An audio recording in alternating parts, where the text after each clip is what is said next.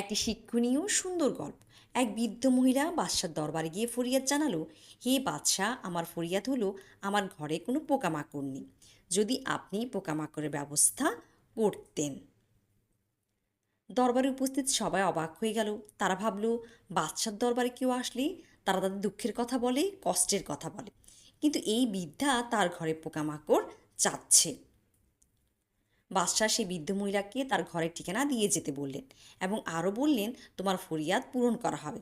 দরবারের সবাই অবাক হয়ে গেল। তার মানে কি, বাদশাহ সত্যি সত্যি পোকামাকড় পাঠাবেন নাকি? এ কেমন কথা! বাদশাহ তখন তার লোকদের বললেন, এই বৃদ্ধ মহিলা বাড়ি পৌঁছাবার আগেই তার বাড়িতে আটা, দুধ, চিনি, সবজি, মাছ, মাংস পাঠিয়ে দাও। দরবারে উপস্থিত লোক বলল, কিন্তু বাদশাহ, সে তো পোকামাকড়ের কথা বলেছে। বাদশাহ হেসে বললেন, যে ঘরে খাবারের কোনো জিনিস না থাকে সেখানে পোকামাকড়ের কী কাজ?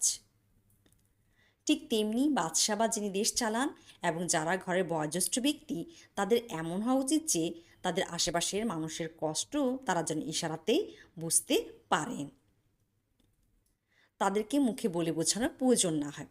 আর যার মধ্যে এই ধরনের উপলব্ধি আছে, সেই কেবল বড় হওয়ার যোগ্য, হোক সে আমাদের ঘরের বড়, হোক সে দেশের প্রধান।